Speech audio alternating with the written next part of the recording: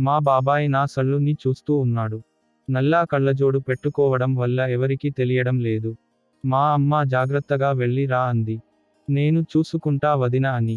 మా బాబాయ్ బుల్లెట్ బండి ఒక కిక్ తో స్టార్ట్ చేసి రయ్య అంటూ వెళ్ళాడు.